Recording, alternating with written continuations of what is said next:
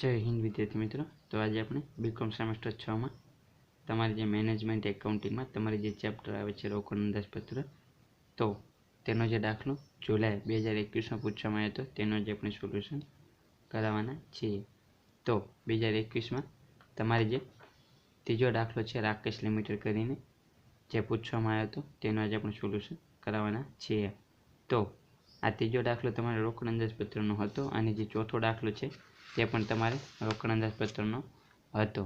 તો આ જે ચોથો દાખલો છે શિવમ લિમિટેડ કરીને પૂછવામાં આવ્યો હતો તેનું આપણે સોલ્યુશન કરાયેલું છે। તે વિડીયો તમે ન જોયો હોય તો જોઈ લેજો, તેની લિંક ડિસ્ક્રિપ્શનમાં મૂકેલી છે અથવા તો ઉપરની સાઈડ કોર્નર પર તમને આઈ બટન દેખાતું હશે, ત્યાં તમે ક્લિક કરશો તો પણ તે વિડીયો તમે જોઈ શકશો।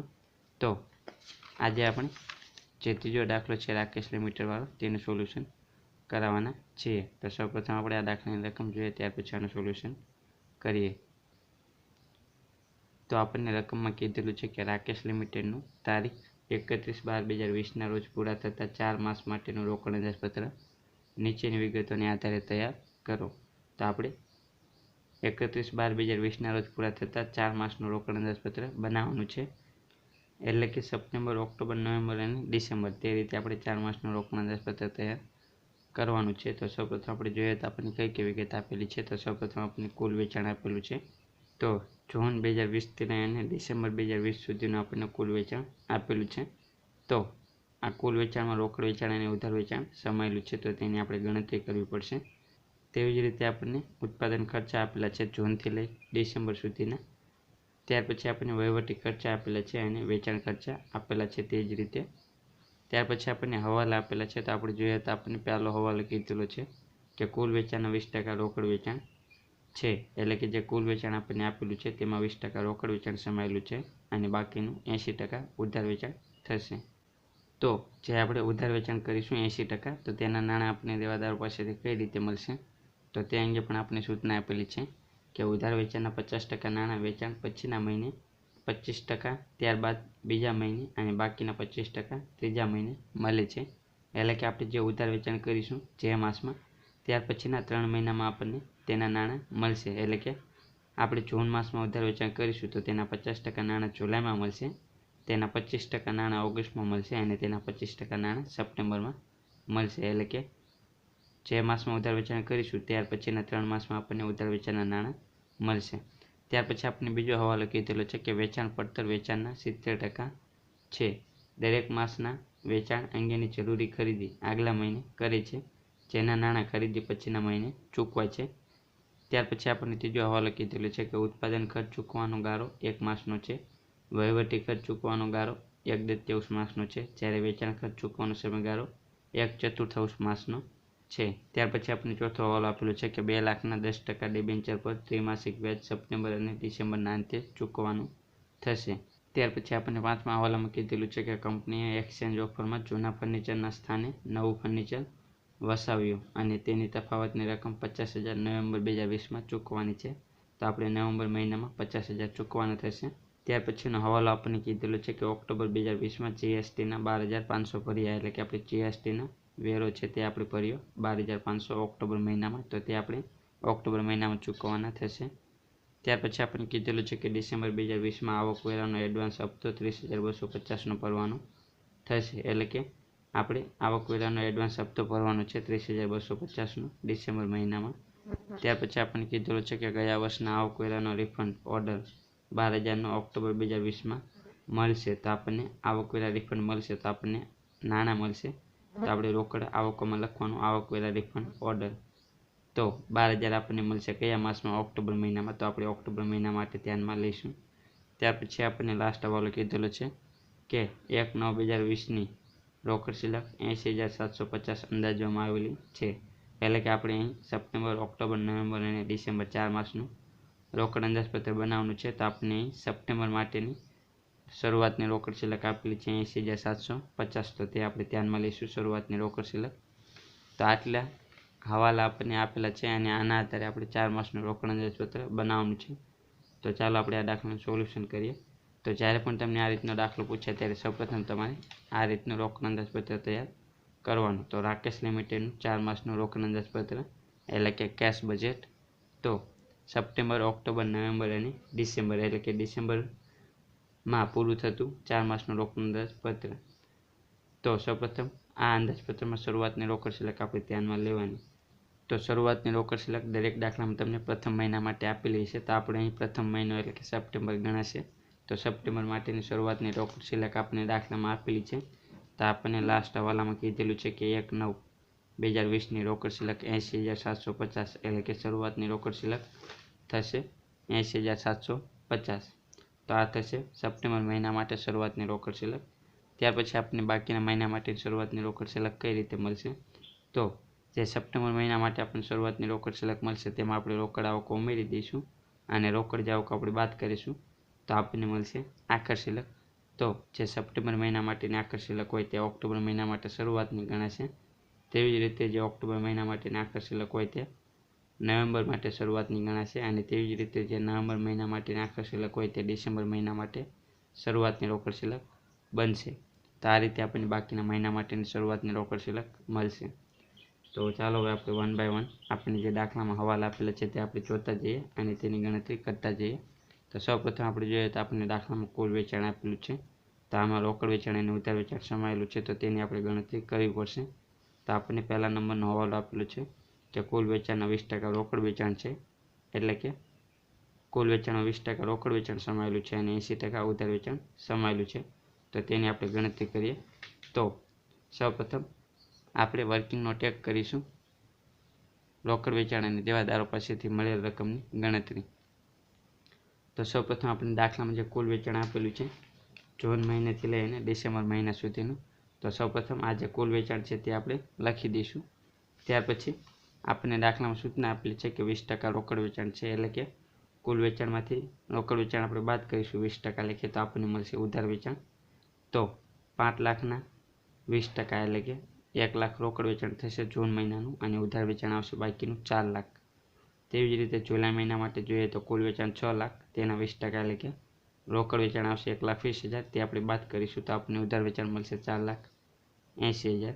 તેવી જ રીતે ઓગસ્ટ મહિના માટેનું કુલ વેચાણ 7 લાખ છે તેના 20% એટલે કે 1,40,000 રોકડ વેચાણ થશે તે આપણે બાદ કરીશું તો આપણને ઓગસ્ટ મહિના માટેનું ઉધાર વેચાણ મળશે 5,60,000.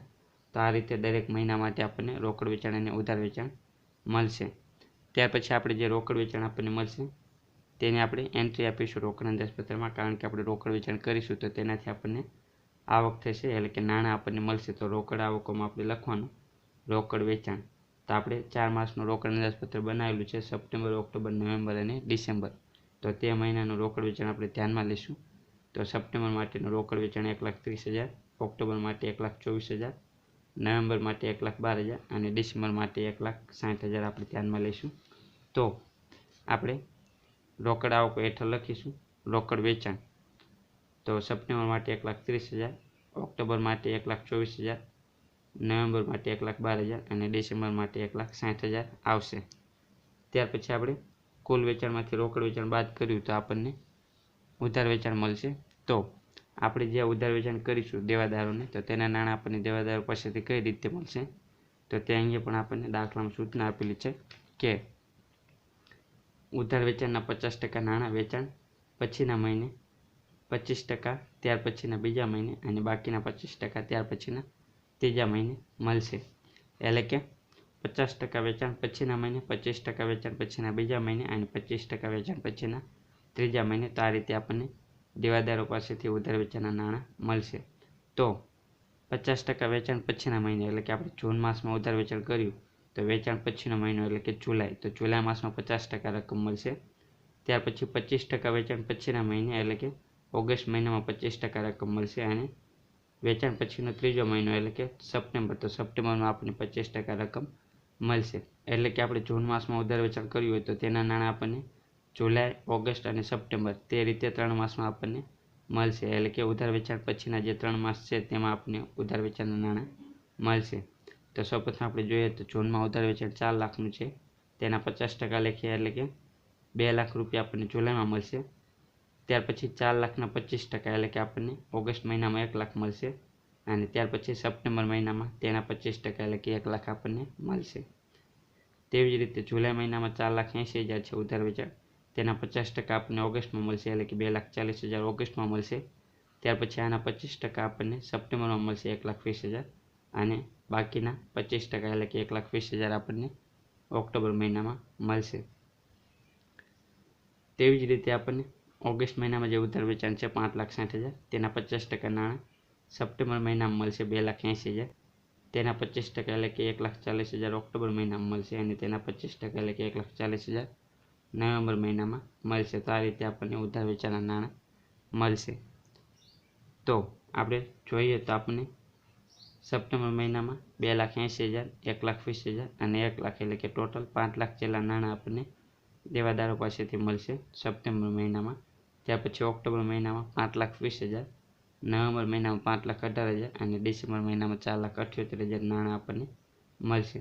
તો આપણને દેવાદારો પાસેથી નાણાં મળશે તો આપણને આવક થશે. તો આપણે રોકડ આવકોમાં લખીશું દેવાદારો પાસેથી મળેલ રકમ સપ્ટેમ્બરથી લઈ ડિસેમ્બર મહિના માટે આપણે ધ્યાનમાં લઈશું.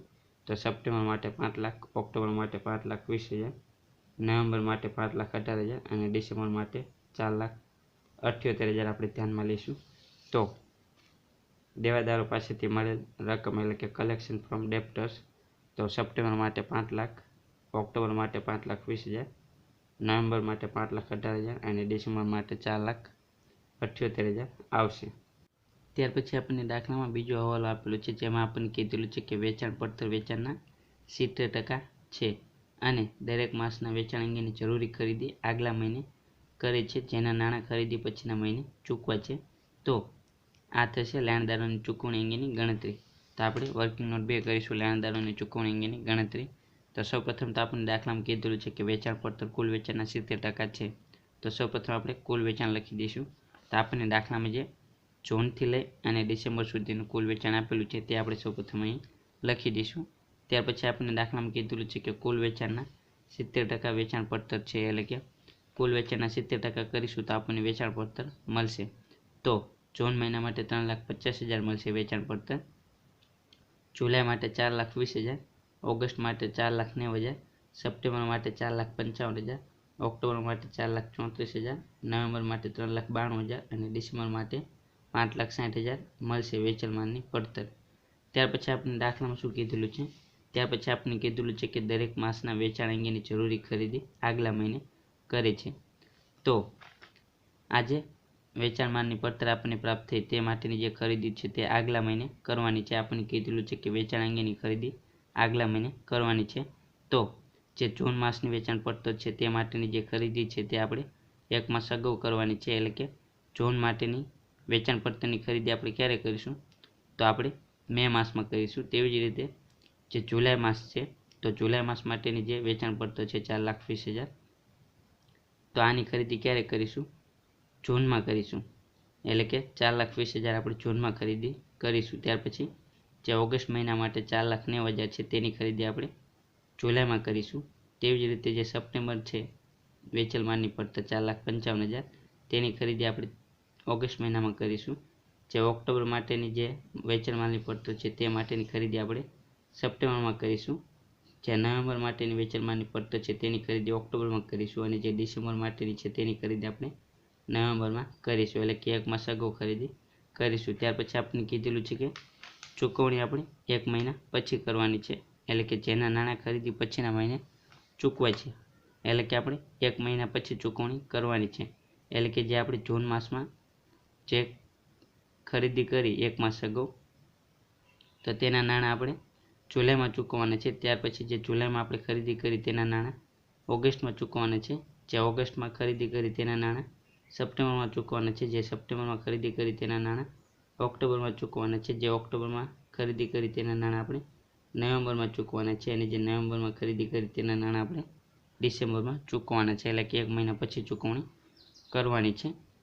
તો આપણે રોકડ અંદાજપત્ર 4 માસનું બનાવેલું છે, સપ્ટેમ્બર, ઓક્ટોબર, નવેમ્બર અને ડિસેમ્બર. તો તે મહિના માટેની જે લેણદારોની ચૂકવણી કરી તે આપણે ધ્યાનમાં લઈશું. તો સપ્ટેમ્બર માટે 4,55,000, ઓક્ટોબર માટે 4,34,000, નવેમ્બર માટે 3,92,000 અને ડિસેમ્બર માટે 5,60,000 ધ્યાનમાં લઈશું. તો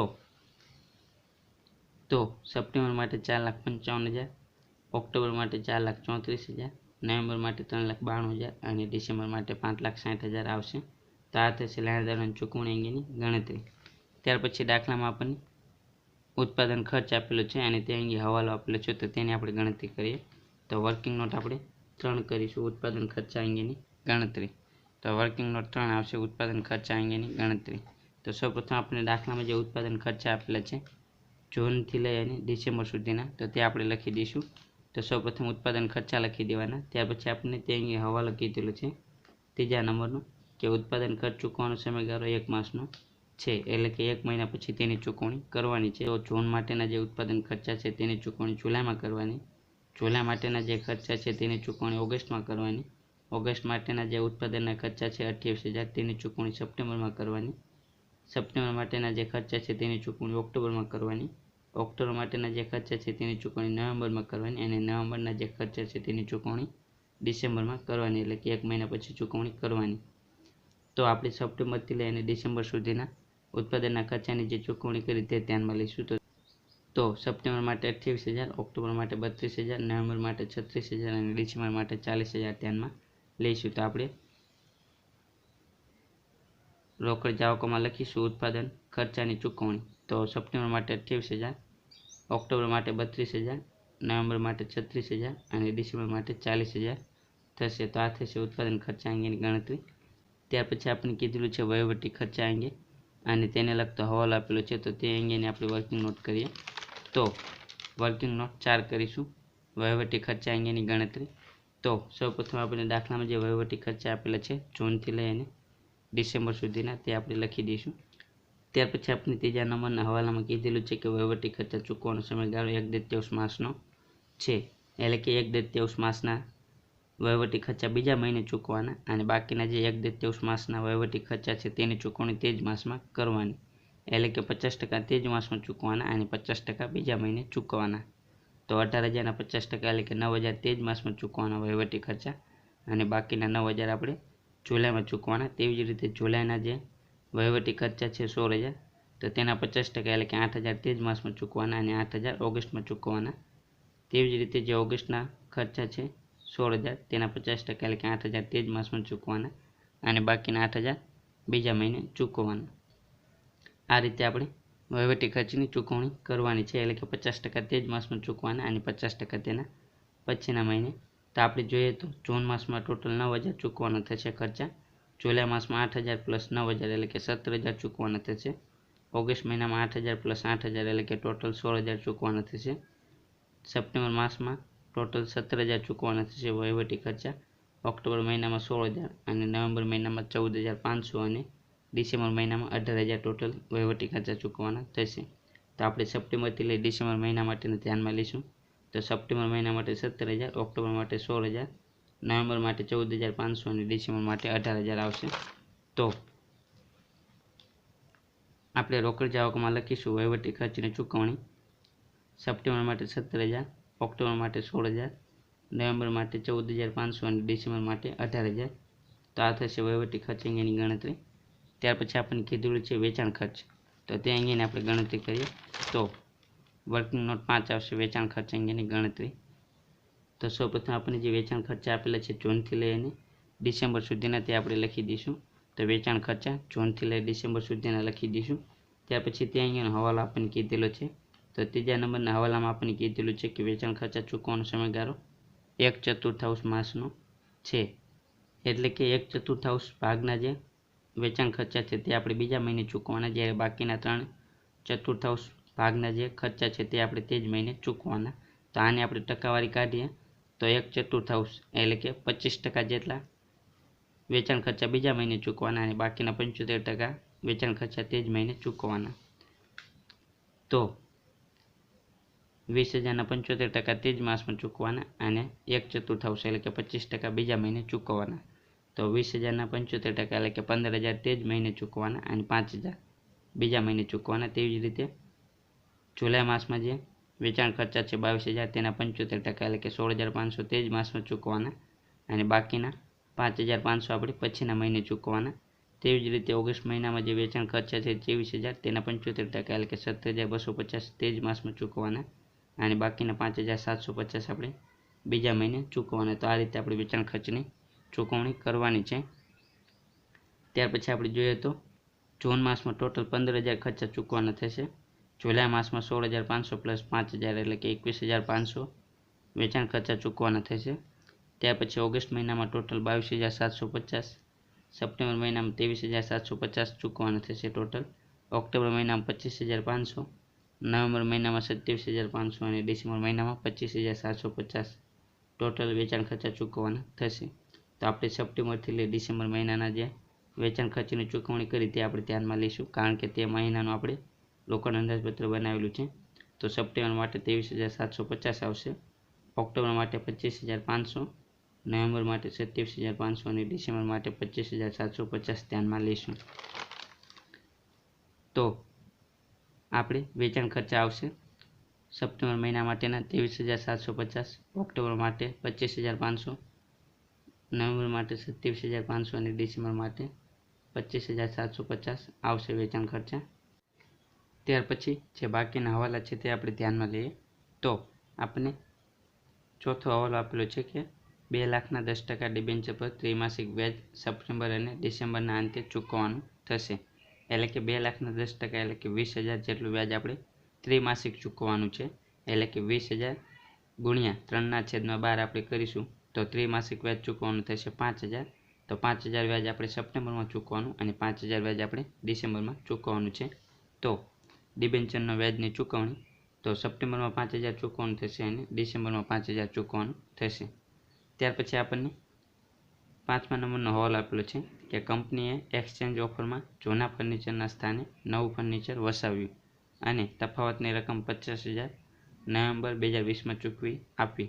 એટલે કે આપણે 50,000 રકમ ચૂકવવાની છે નવેમ્બર મહિનામાં. તો આપણે રોકડ જાવકોમાં લખીશું ડિબેન્ચર હેઠળ કે એક્સચેન્જ ઓફરમાં ચૂકવણી તો આપણે ક્યારે ચૂકવવાની છે નવેમ્બરમાં. તો નવેમ્બરમાં આપણે કેટલી રકમ ચૂકવવાની છે 50,000. તો આપણે નવેમ્બરમાં 50,000 ચૂકવણી કરીશું. ત્યાર પછી આપણને કીધેલું છે 6થા નંબરનો હવાલો કે ઓક્ટોબર 2020માં જીએસટીના 12,500 ભર્યા. તો આપણે જીએસટીના ભરવાના થશે ઓક્ટોબરમાં. તો આપણે જીએસટીના ટેક્સ ભરીશું ઓક્ટોબરમાં 12,500. ત્યાર પછી આપણને કીધેલું છે 7મા નંબરનો હવાલો કે ડિસેમ્બર 2020માં આવકવેરાનો એડવાન્સ હપ્તો 30,250નો ભરવાનો થશે. તો એડવાન્સ હપ્તો ડિસેમ્બરમાં ભરવાનો છે 30,250નો. તો આપણે રોકડ જાવકોમાં આવશે એડવાન્સ આવકવેરાનો હપ્તો ડિસેમ્બરમાં આવશે 30,250. ત્યાર પછી આપણને 8મા નંબરનો હવાલો આપેલો છે કે ગયા વર્ષના આવકવેરાનો રિફંડ ઓર્ડર ₹12,000નો ઓક્ટોબર 2020માં મળશે. એટલે કે આવકવેરા રિફંડ આપણને મળશે. તો 12,000 મળશે તો ક્યારે મળશે ઓક્ટોબર મહિનામાં. તો આપણે રોકડ આવકોમાં લખીશું આવકવેરા રિફંડ આપણને ઓક્ટોબરમાં મળશે. તો ઓક્ટોબર મહિના માટે આપણે ધ્યાનમાં લઈશું 12,000. તો દરેક હવાલા આપણે અહીં ધ્યાનમાં લીધા. તો હવે આપણે સૌપ્રથમ કુલ રોકડ આવકોનું ટોટલ કરીશું, તેમાંથી કુલ રોકડ જાવકો બાદ કરીશું તો આપણને આખર શિલ્લક મળશે. તો સપ્ટેમ્બર મહિના માટે આપણે જોઈએ તો શરૂઆતની રોકડ શિલ્લક 80,750 પ્લસ રોકડ આવકો. તો કુલ રોકડ આવક થશે 7,10,750. તેમાંથી આપણે કુલ રોકડ જાવકો આપણે જોઈએ તો કુલ રોકડ જાવકો થશે 5,28,750. તે આપણે બાદ કરીશું તો આપણને મળશે આખર શિલ્લક 1,82,000. તો જે સપ્ટેમ્બર મહિનાની આખર શિલ્લક છે તે ઓક્ટોબર મહિના માટે શરૂઆતની રોકડ શિલ્લક બનશે. તો ઓક્ટોબર મહિના માટે શરૂઆતની રોકડ શિલ્લક આવશે 1,82,000. તેમાં રોકડ આવકો ઉમેરી દઈશું તો આપણને મળશે કુલ રોકડ આવક 8,38,000. તો 8,38,000માંથી આપણે રોકડ જાવકો 5,20,000 બાદ કરશું તો આખર શિલ્લક આપણને મળશે 3,18,000. તો જે ઓક્ટોબર મહિના માટેની આખર શિલ્લક છે 3,18,000 તે નવેમ્બર મહિના માટે શરૂઆતની રોકડ શિલ્લક બનશે. એટલે કે નવેમ્બર મહિના માટે શરૂઆતની રોકડ શિલ્લક આવશે 3,18,000. તેમાં આપણે રોકડ આવકો ઉમેરી દઈશું તો કુલ રોકડ આવક થશે 9,48,000. તેમાંથી રોકડ જાવકો આપણે બાદ કરીશું 5,20,000 તો આખર શિલ્લક આવશે 4,28,000. તો જે નવેમ્બર મહિનાની આખર શિલ્લક છે ડિસેમ્બર મહિના માટે શરૂઆતની બનશે.